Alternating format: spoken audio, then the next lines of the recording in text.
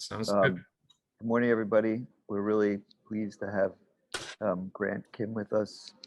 So many of us know Grant and had the pleasure of working with him when he was a general cardiology fellow and then an interventional fellow.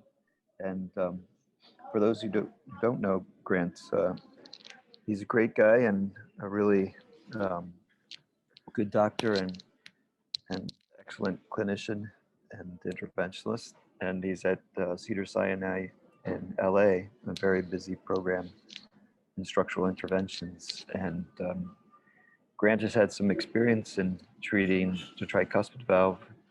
And I asked him to share his experience with us this morning. So thanks, Grant, for being with us at such an early hour for you in LA. And great to have you with us. Thanks, Dr. Fell. Yeah, it's very early, but I'm really happy to be here and talking to you guys about tricuspid valve at 4:30 a.m. So the title of my talk is, I think it's now very cliche to call it the forgotten valve, but it's the once forgotten valve, emerging treatments for TR. So the objectives that I have, there are three. First is understand the burden of tricuspid valve disease and its significance, and really kind of just touch on the current guidelines in managing TR and how transcatheter therapies may play a pivotal role. And then I'll talk about one of the newest transcatheter tricuspid valve replacement system, and kind of end with that, which is quite exciting. So to start, we all know that there's a big burden of valvular heart disease currently. About 3% of the world population has some significant valvular heart disease. And specifically as the people age, the prevalence of valvular heart disease increases. And we all are very familiar with aortic valve disease, mitral valve disease. Tricuspid valve disease really hasn't been in our vocabulary until of recent, but it's at least as common as aortic valve disease, if not more. And we know that the research for tricuspid valve is decades behind aortic and mitral valve disease. And if you look at the number of publications for these certain valves, you can see that the years in the bottom, and these are the number of publications. And aortic valve obviously is most well studied out of the bunch, and tricuspid valve, you could even say that we're in the 1980s where we are with just by the number of publications. And we know that TR negatively impacts survival, and really there are important consequences of untreated TR, because we know that annular dilatation leads to progressive TR, and progressive TR leads to RV dysfunction, and this is a really bad cycle, and we really lack good treatments, or any treatment for that matter, for RV dysfunction and right heart failure. And if you look at the data, and when we talk about significant TR, we're really talking about moderate and severe TR. And if you look at patients with chronic heart failure, in this one study for functional TR, you can see that with moderate and severe TR, the 5-year prognosis is pretty much dismal. It's less than 50% survival rate, which is really terrible. And we also know that TR is a heterogeneous disease, but regardless of etiology, significant TR signals poor patient outcomes. And so if you look at the etiologies for TR, the most recognized etiology is left valvular heart disease, and that's really more likely to be due to better recognition. But we also know primary pulmonary hypertension causes TR, just LV dysfunction in itself. And there's this also kind of newly described isolated TR, which is also associated with atrial fibrillation, and also iatrogenic from RV biopsies and pacemakers as well.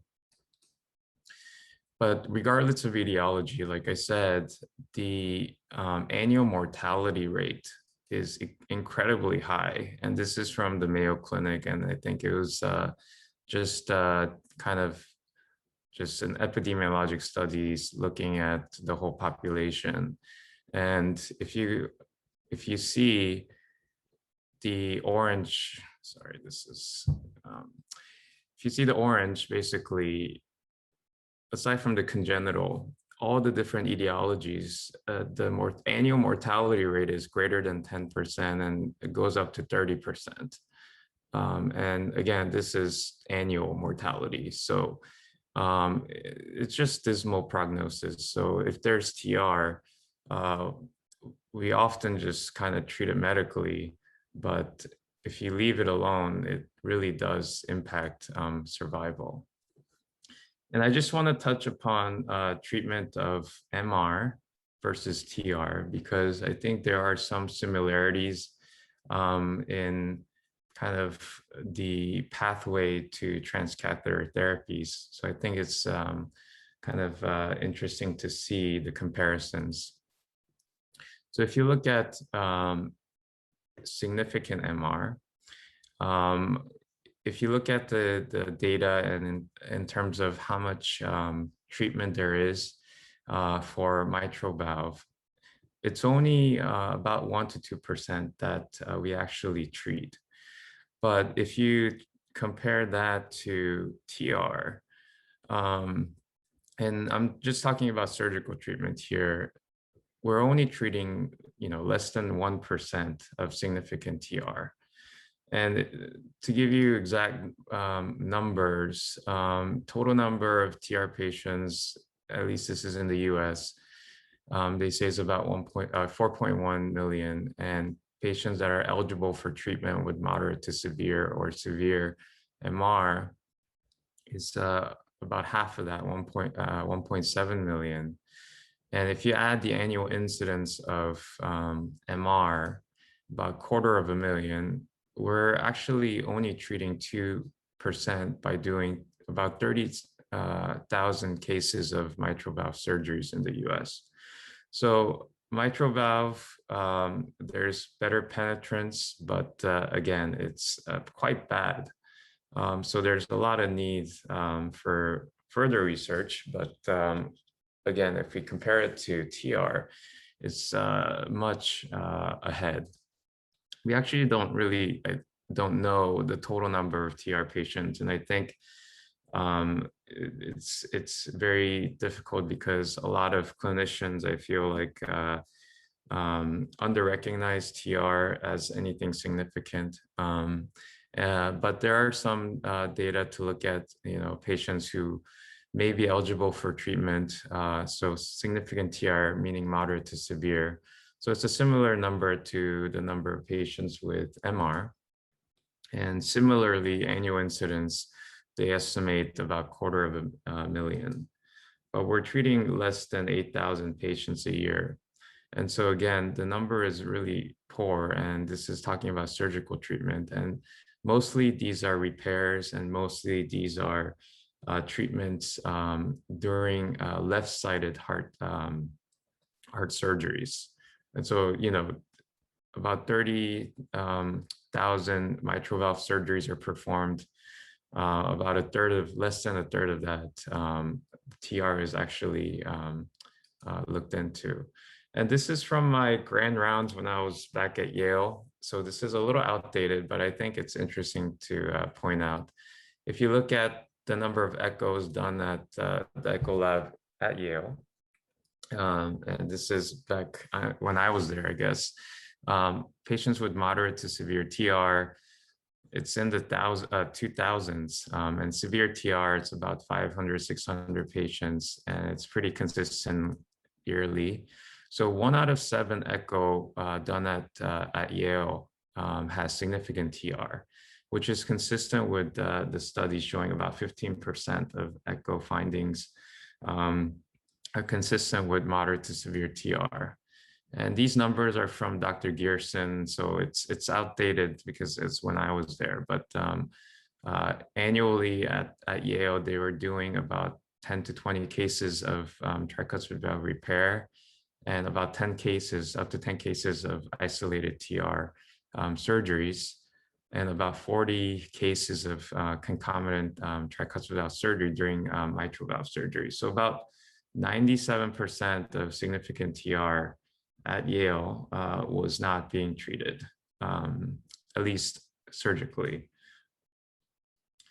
So kind of talked about the treatment of MR and how it has changed, I'm sorry, I'm going to talk about treatment of MR, how it has changed and how the guidelines have changed. But I think the most important thing is, as we know more about TR, the main thing is that it's under recognized as a significant issue by clinicians. So I'm going to touch base on mitral valve treatments briefly, because I think it does kind of parallel tricuspid valve treatments, at least in the transcatheter space. And there are a few different treatments for mitral valve. There's mitral clip, there's valve-in-valve treatments, there's valve-in-ring, and there's valve-in-mac. And unfortunately, kind of these last three, the data currently is not great. The mortality rates are high in the 3 months post transcatheter valve procedures. But really what has changed the landscape has been mitral clip. And here at Cedars, so we all we know the data for primary mitral valve disease and secondary mitral valve disease from most recently COAPT trial. But for the use of mitral clips, there's quite a bit, and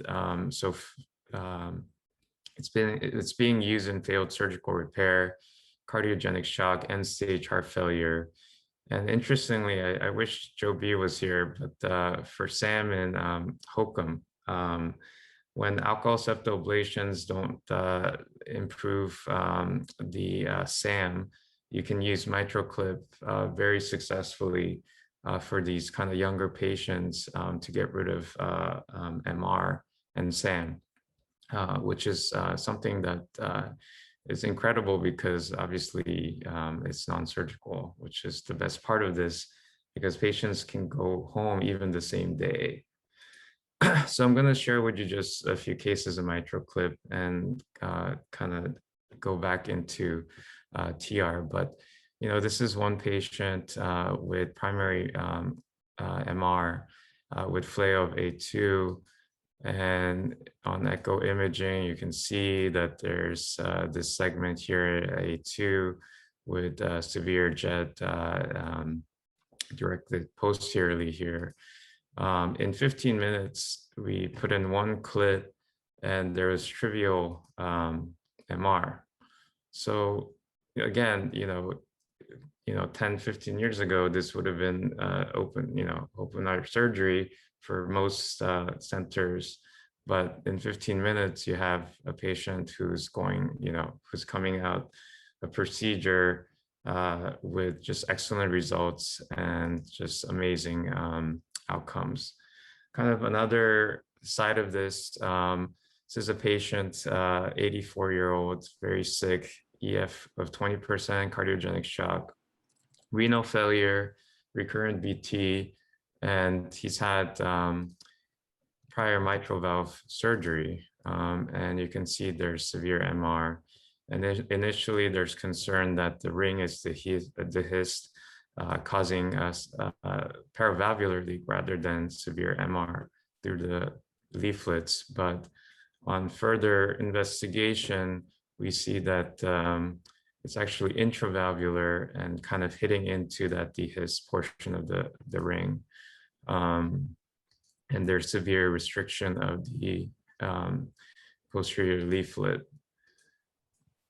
And patient was then brought to the cath lab for mitral clip procedure, 2 inotropes, and really just with a little bit of steering, you are able to put 2 clips and result in very much improved mitral regurgitation, and the patient gets discharged in 4 days. Creatinine improves, VT resolves, patients off pressors. So I think this shows, kind of the potential of how transcatheter therapies can change the landscape of treatment. And if you look at the guidelines for mitral valve regurgitation, this was updated in 2020 for primary and secondary MR. Now, transcatheter edge-to-edge repair, it's 2A for primary and secondary for patients with higher risk features. So I think, there's a lot of kind of excitement for kind of transcatheter treatments for these valvular heart disease. So again, it's tricuspid valve disease. It's very popular to talk about these days. But if you look at the current guidelines, we're really behind. We really don't know that much. And if you again look at the guidelines for TR, and this is again from 2020, to kind of just shorten this, kind of summarize the guideline, it's patients with any RV dilatations, RV dysfunction, or symptomatic right heart failure, there is a reason to treat significant TR or severe TR in this case. But how many TR referrals have you sent in the past year? And I think as a fellow, I don't even remember sending any of my patients to the valve clinic or to surgery for severe TR. And if you look at the guidelines, you can see that basically there's nothing on transcatheter. Everything is surgery. Most of it is during left-sided valve surgery, at least the better level of evidence for surgical treatment. But if you look at the standard of care surgery, it's actually dismal. If you look at the mortality this is for isolated TR surgery, and this is again a little bit outdated, but it really shows that for in-hospital mortality for isolated TR repair, it's coming up on 10%, and for tricuspid replacement, it's over 10%. And again, this is inpatient, in-hospital mortality. So we're, recommending surgery where, by the virtue of just the current findings, it's high risk by definition. And some studies showed that in 30-day follow-up, the mortality rate is up to 35%.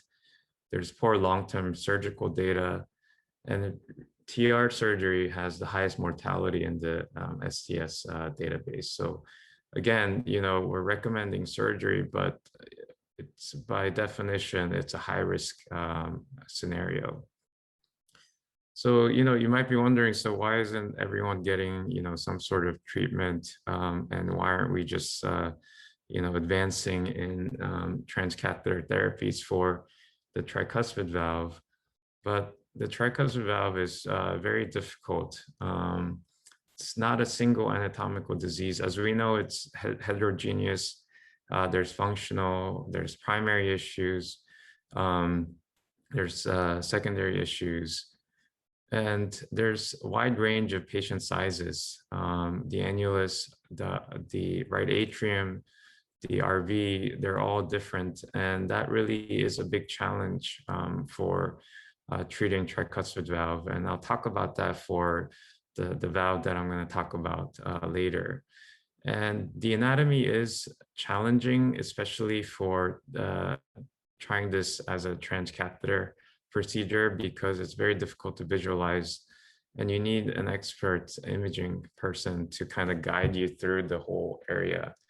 And there's RVOT obstruction that could occur, like the mitral side where you have LVOT obstruction. And on top of that, a lot of patients will have pacemaker leads. And there are a lot of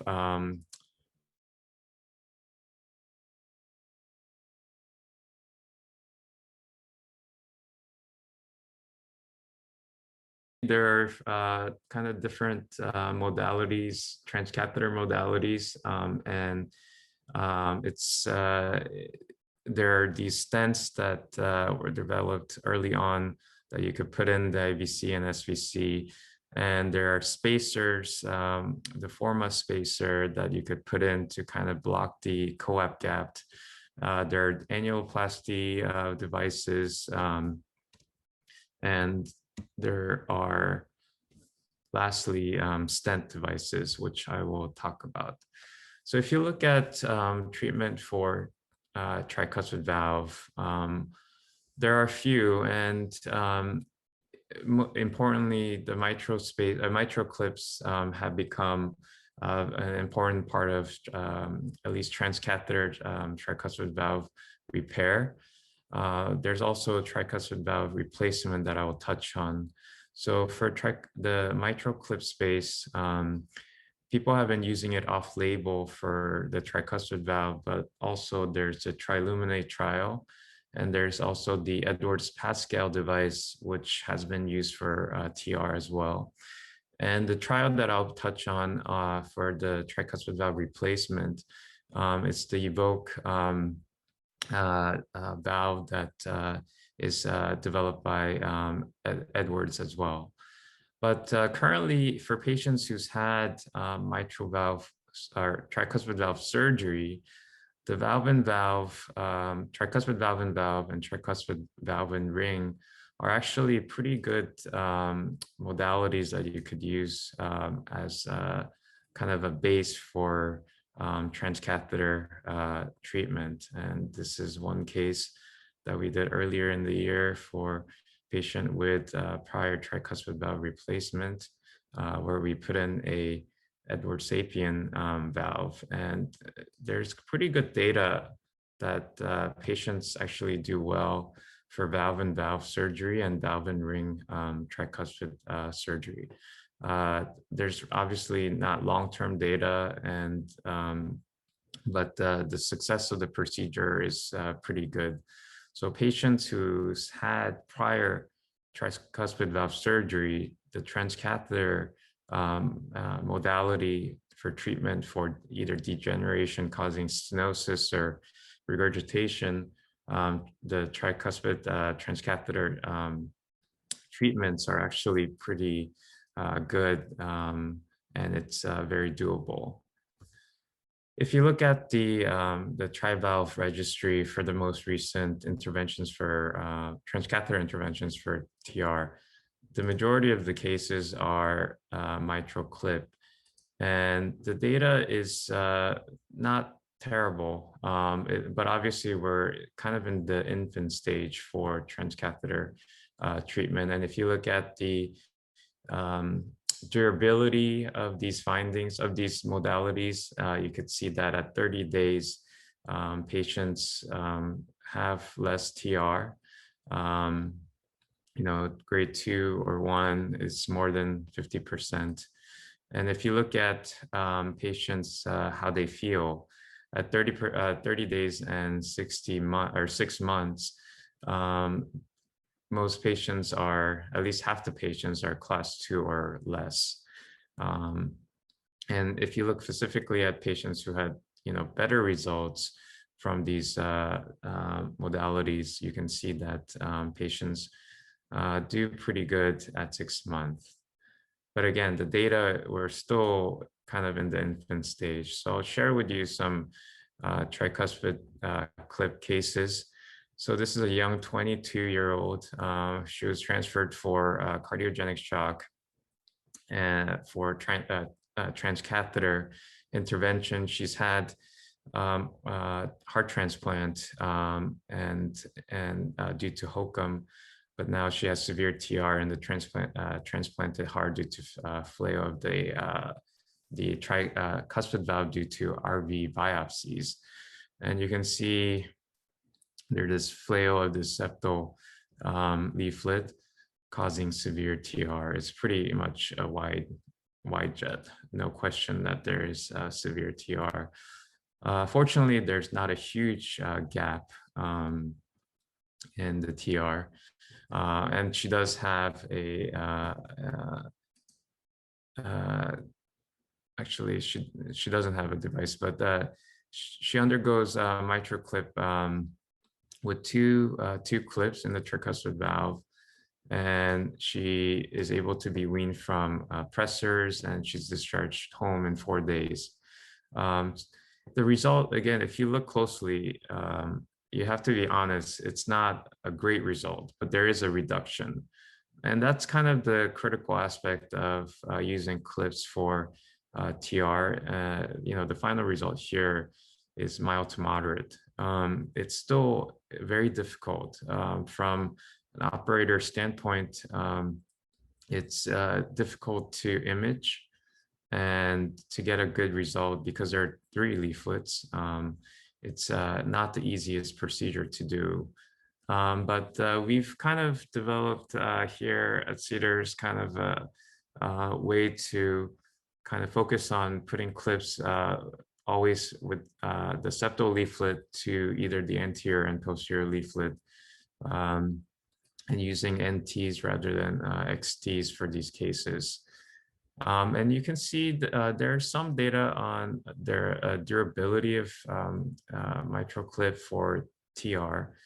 This is one patient, 72-year-old, who had symptomatic TR, who underwent mitral clip. And you can see at day 1 after clipping, there's minimal TR. Day 30, there's still minimal TR. And at 6 months, again, I don't know why it turned green, but there's minimal TR. There's mild TR at most. So there is some data to say that there's durability. So where does transcatheter TR management fit in? This is kind of one figure from the Mayo Clinic, and I think Nishimura, who's been in all the guidelines, is part of this paper. And they've kind of came up with this kind of algorithm, and really the transcatheter referrals are kind of all the way at the bottom. But if you really look into it, if you look at the figure really closely, their proposal is any patients with elevated surgical risk is a candidate for transcatheter management. But if you really think about it, all patients undergoing TR surgery are kind of elevated surgical risk by definition, 10% on, STS scores in a way, 10% mortality for inpatient in hospital surgery is pretty high. So most TR patients, can be considered for transcatheter management. So if you look at all these devices, it really, for TR, it started in 2010. And if you come to 2020, Edwards, they came up with this device initially for the mitral space, the Evoke valve. And they've started doing feasibility trials on this valve. And I think we have enough time. Let me see if I can pull this up. Because they have a little video. I think it's probably best to understand what this is. Basically, it's a transcatheter system for replacing the tricuspid valve.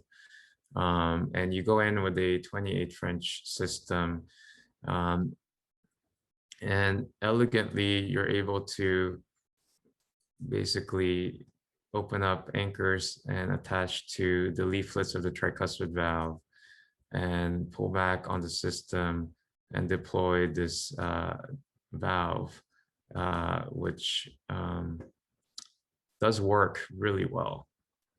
And I will tell you the reservations about it for sure.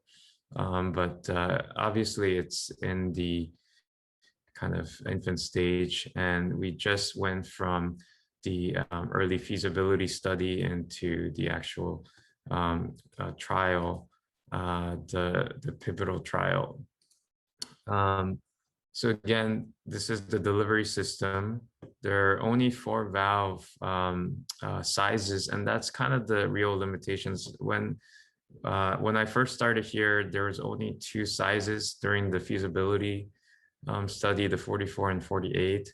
The 52 has been added for the pivotal trial. And that's been probably a godsend because I'll tell you what happened for one patient, but it's very difficult. The sizing of the valve is very difficult. So the actual delivery system is 28 French.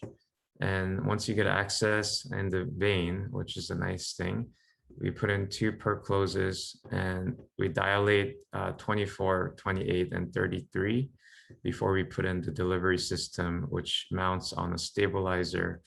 And it looks like this. It has a radiopaque marker at the tip, and you put in an extra small safari wire to kind of guide the whole system in. And if you look at the actual valve, and again, this is from Edwards, you can find online and things like that, but the bovine pericardial leaflets, and the stent is a 9-0 frame. There's 9 anchors, and there is a sealing skirt. The Sapien Ultras came up with the skirt for the TAVRs, and it has done kind of wonders. And so the skirt is definitely there. And these are the sizes of the valve. I wanted to kind of focus on the inclusion criteria for the valve. And basically, it's pretty broad. So again, anyone with TR, adult patients with TR, significant TR with heart failure symptoms, and they have to have at least moderate to severe TR. And it could be primary or secondary TR. And they do have exclusion criteria. So you have to be evaluated by the core lab and also by CT. And anyone with EF less than 25% or primary pulmonary hypertension is excluded. And you can have a pacemaker, but it can't be within the past 3 months. And you can't have obviously severe aortic mitral or pulmonary disease. At the same time, which would make it very complex. And they can't be in shock or have large DVT or PE burden in the past 6 months. But importantly, I want to focus on this: anemia and thrombocytopenia or GI bleeding. And they have to be able to take aspirin and some sort of antiplatelet and coagulation as well, because the recommendation the initial recommendation for these patients, you have to be either on warfarin with an INR goal of 2.5 to 3.5, or be able to tolerate the DOACs with aspirin. Initially, everyone was started on warfarin, but we've kind of transitioned into other anticoagulants. And nicely at 6 months, however, you can take people off. At least the initial protocol was to take people off of anticoagulation, but we've continued to keep people on anticoagulation because we've actually seen thrombus on the tricuspid valve. So this is a patient that we did. It's an 84-year-old lady with STS score actually quite low. And again, this is for mitral valve because there's no validated STS scoring for tricuspid valve.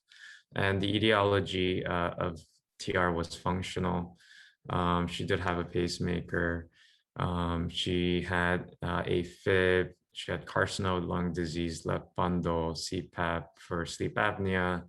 And you can look at her numbers here, nothing striking aside from that. So I'm going to give you kind of initial look of the initial product and the final product.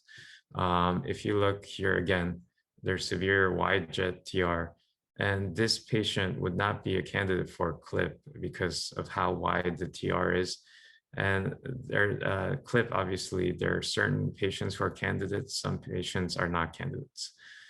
And if you look at the final results with the Vogue system here, yeah, there's a tinge of TR. So it works great when it does. The device time was 90 minutes. There's really no gradient. And you can see how the RV actually, right after treatment, looks okay here. You can see the RV here. But right after treatment, the RV function does drop. And that is something to note. We don't really know going forward how that actually impacts things, but that is something to note.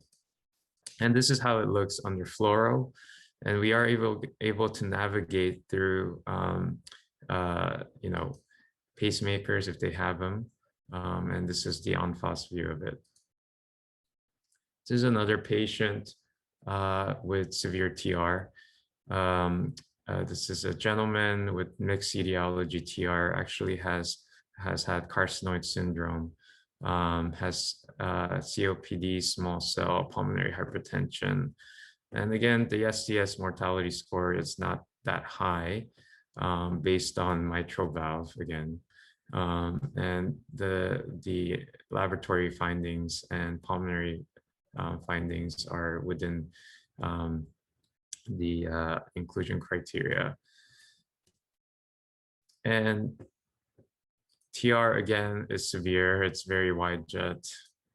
And you can see how big the right atrium is. And again, this patient would not be a candidate for clip. And so, you know, they would either get surgery in some centers if the surgeon is aggressive, but again, the mortality rate is very high. And this is an 84-year-old with carcinoid and lung disease, etc.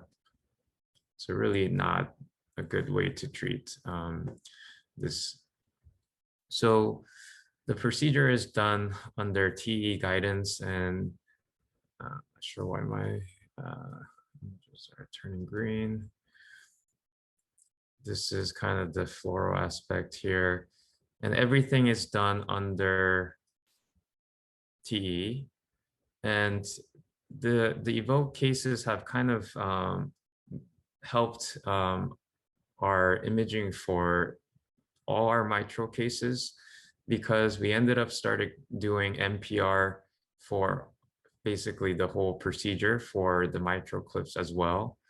And that's very helpful because you could see the 3 different planes at the same time, and you can see the 3D reconstructions at the same time.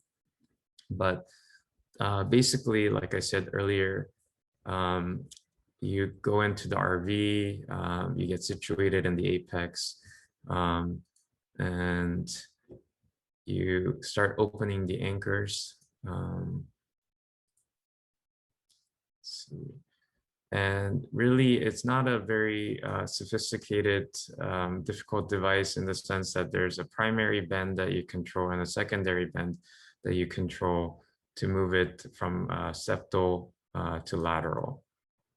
And really, the wire control helps it to move it anterior and posterior. And again, some more TE images.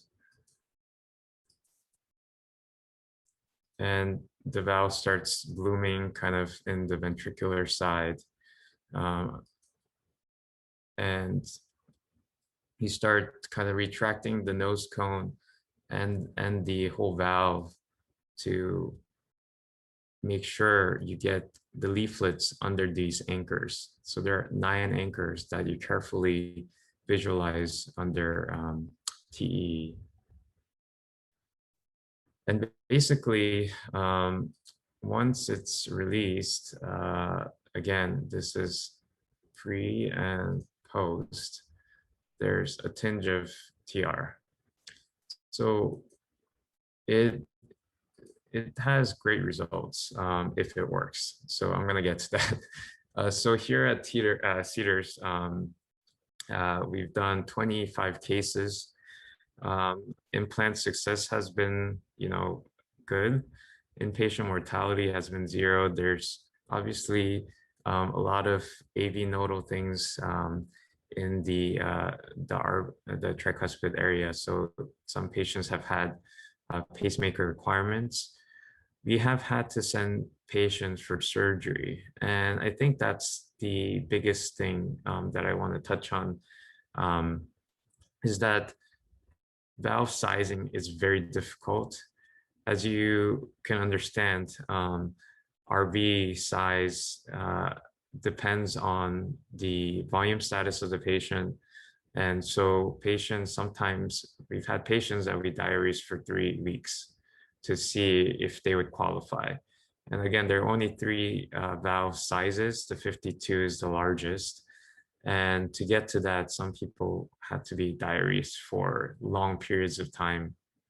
And that's really, it's questionable if that's actually a sustainable method to diurese these patients to get the annular size to fit the current valve that are designed. And that has led to valve embolization, leading to surgery.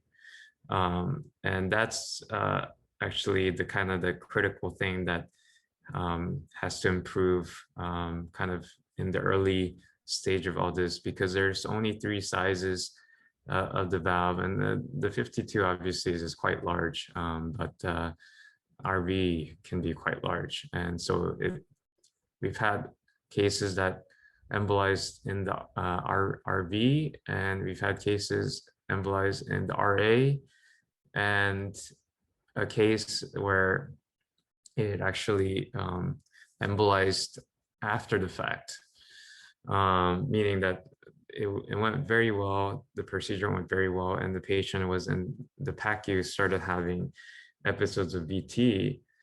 And once we set him up, the VT went away. And once he laid back down, the VT came back. And so this, we put a probe on him, and there's this large valve flopping around in the RV. So there's definitely still a learning curve and a design aspect that's challenging for the RV space.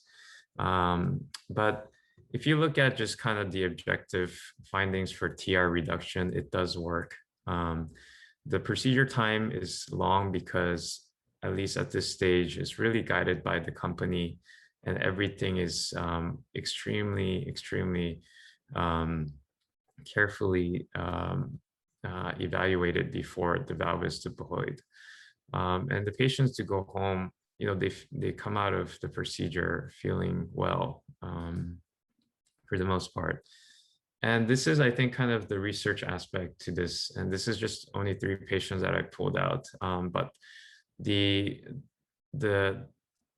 changes in the pressures in the right heart, I think we don't really understand. There's some surgical data, and I think people talk about this phenomena of a pop-off valve for the tricuspid valve, and if you plug it or if you fix it, you worsen the RV function, and you do see that initially, but really doesn't pan out. I just wanted to show you guys the numbers to kind of get a feel that we actually don't understand how this changes the hemodynamics. But I think it's a very interesting area that eventually will have to be figured out. But the 30-day results, and I'm going to show you the data for tricuspid clip here. And this is for the current EVOQUE for one center. I think there's about 30 centers enrolling into the study for the pivotal trial. If you look at the severity of TR at baseline, +3, 4, 5, it's, from there, you could see how there's a lot of patients with trace TR, basically 60%. and 30% just with kind of mild TR, and then just, minimally, with significant TR. So there's excellent reduction in TR for sure.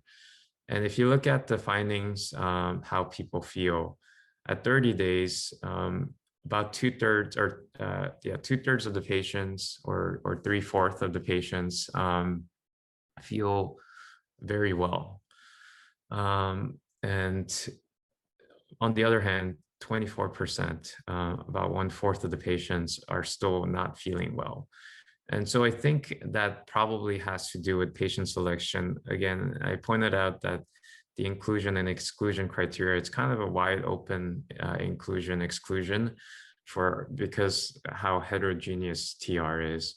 I haven't looked into all the specific etiologies to see if this is more because there's primary pulmonary hypertension. But again, the threshold for inclusion is really minimal pulmonary hypertension. But if you compare that result with the current other transcatheter modality, it's actually really good. And the device deployment and how patients do with this device, actually, there's a lot of promise that it will probably be commercial. At least that's what we're thinking, that it'll be commercial, because it's a pretty nicely designed device. And I think over time, the main issue will be sizing, and that was an issue with TAVR early on. So I think it will get better as we learn more. But yeah, the sizing component is something to kind of see going forward. So conclusions, there's renewed interest and focus on the tricuspid valve, especially in the era of transcatheter valve technologies. And while TR alone is associated with bad outcomes, treating TR continues to be feasible, and the outcomes do improve with successful treatment of TR. And the EVOQUE device, transcatheter tricuspid valve replacement, it does appear to be safe and feasible, and really may pave the way for commercial use if the clinical data obviously confirms benefits of treating TR in this platform. So I think to end is obviously we need treatments for TR, and engineers and all these companies are coming with these devices because the alternative is poor outcome, poor survival, or surgery, which really has dismal findings, dismal survival and outcomes. So there is definitely, I feel like there's going to be a lot of kind of exciting things in this space, but there are definite challenges that need to be overcome from a kind of a mechanical and engineering standpoint, and for us to understand how to kind of deal with all the different types of TR, and how it really impacts the RV going forward. And so with that, I'm going to end. This is a picture that I took this past Sunday, which was a great day to be on the beach. And obviously I'm here with Dr. McCarr, and then I have fellows who are with me, and research people that kind of gave me some of these slides. So I'll end there and open to questions. Hey, thank you very much. That was an awesome review of something that we don't think about that much. And I have to say that, just one comment on the surgical data and the poor outcomes is that this is a disease, TR, that very often we feel we can successfully manage medically. And so I think the people who get to surgery are people who are really late stage and end stage. And No, you're right. part of the reason that the surgical outcomes are so poor. But hopefully this will give us an option to treat people earlier. Yeah. There was one question in the chat box from John Forrest. Hey Grant, how are you, man? Hey, Dr. Forrest, how are you? That was a great topic. I had two questions actually, or a couple questions for you. Before we get to the TR, I'm curious because you're in a circle of friends here. The mitral case you showed, the 70-year-old who sort of would go to surgery but ended up getting the clip. How have you guys sort of addressed that, right? It's sort of perfect clip anatomy, but obviously not a high-risk surgical patient. And the the guidelines and the things would still say you can't do clips unless the patient's not a surgical candidate. Have you, given the data, sort of turned away from that a little and said if the clip anatomy is good, we should be focusing more on that and not their surgical risk?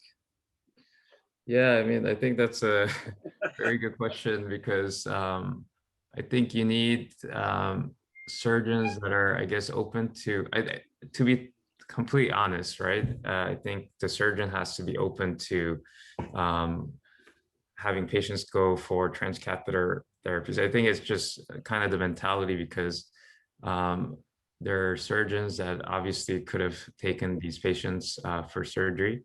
I didn't go into the specific details of the medical history, but I would have to be honest here that there are Fortunately bugged out. modality for treating primary TR, for instance, in this case.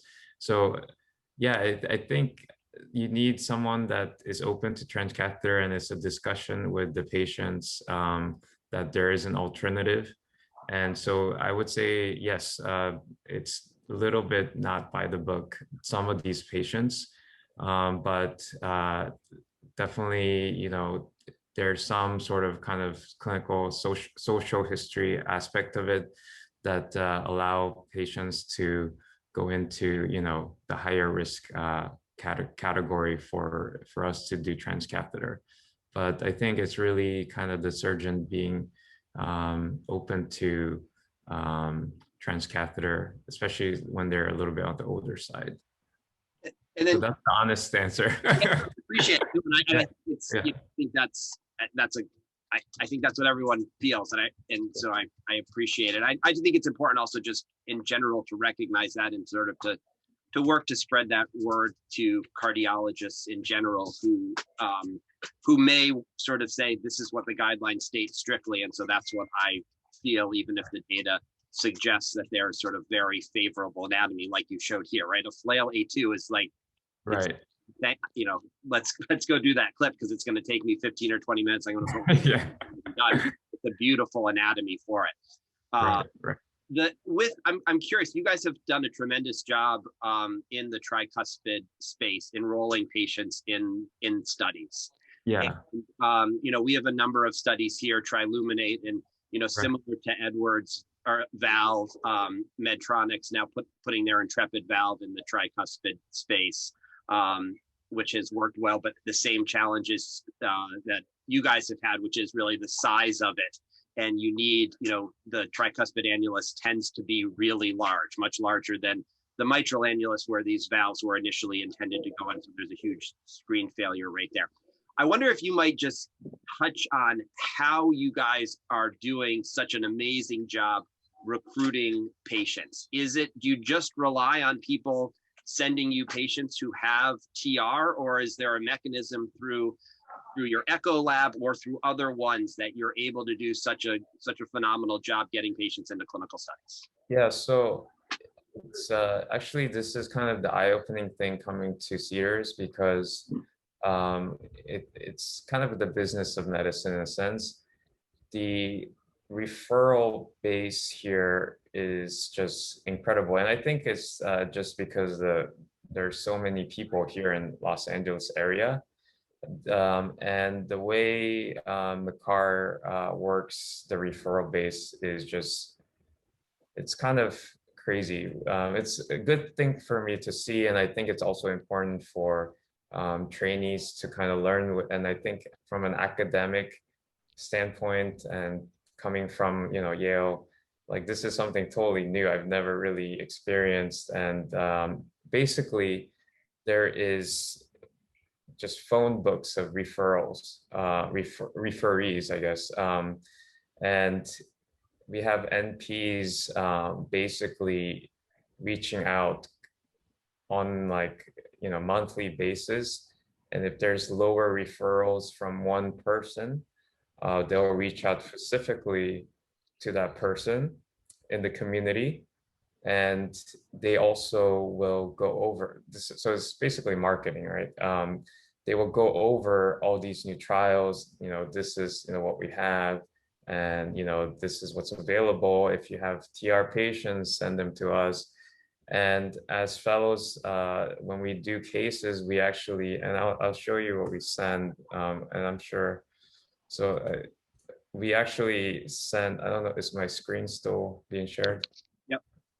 Like we send these little, like, we call them pick stitch, like we send them these like little videos to all the referrals, and like, we tell them like this is what it was and this is what the end result is. So it's all like advertising and marketing, but the NPs here do an incredible job just kind of reaching out to the whole kind of community and teaching. And I think they work with industry, like want hand to hand, and industry is very much involved in getting out there and doing dinners and doing things to kind of reach out to community to say that, we have this new valve called Evoke, and, we're trying to enroll, like send us patients. And I specifically also have talked to referral base about Evoke, and tell them like, when we send these little clips, we will give a little snippet saying, oh, we have this new device for TR. If you have TR patients, send them to us. So it's an eye-opening experience. It's actually, I think it's a good learning experience, kind of going out there to see how this kind of, factory type of situation works. So it's a lot of marketing, I guess, in essence. Yeah. Grant, this is Alexandra. Thank you so much. How are you? Good. It's so nice to see you. I can see that it's really early in the morning for you, and you look exhausted, and obviously Raj is keeping you very busy. I think on that note, I mean, yes, it sounds like there's an incredible sort of mechanism to refer patients in. What's the once the patient is actually referred in, what's the mechanism internally? Do you have a clinic where patients come in? Do you have a central number where, folks call in, or how does that work? Yeah, so there's basically a follow-up clinic, and there are a lot of NPs that run the clinic with Dr. Makar. And then the key thing that I learned is that he will make sure these patients go back to their primary doctors, cardiologists, PCPs, whoever. And that's kind of the key piece to all this, because in essence, it's kind of marketing, right? Like you send someone back, and they kind of become a forever kind of, commercial for this new valve, whether it's TAVR, whether it's Evoke or whatnot. So obviously, there is a valve clinic here, but critical to all this is that the patients are told to go back to their primary doctors, and to follow carefully with them. So that's the main piece, that they go back. Yeah. Right. So really, it's sort of an extension of the referring physician. Yeah. Doing the procedure, you send the patient back, and then they do all the management, etc. I wondered, can you talk a little bit about the longer term results, whether it be through echo or clinical outcomes, whether it be with, I guess most of the data is coming from the clip. I'm just curious as to, how much remodeling is happening and that kind of stuff. Yeah, for clinic. So basically, just kind of to give you kind of an idea, clinically about about a third, I think, in the end, uh, feel better. About a third feel about the same, and I think um, about a third may do worse. This is for specifically for the Evoke patients and longer term. And so I think there's still a lot to learn.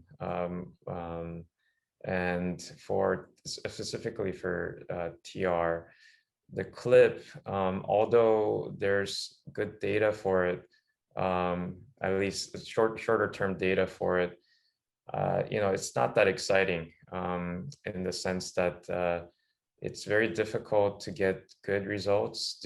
And there, obviously, I showed cases of durable results and better results, but it is difficult, and the patients generally do get referred quite late, and so the RV is already kind of pooped out in a sense, and the TR is it may be still moderate a lot of times, or maybe still severe.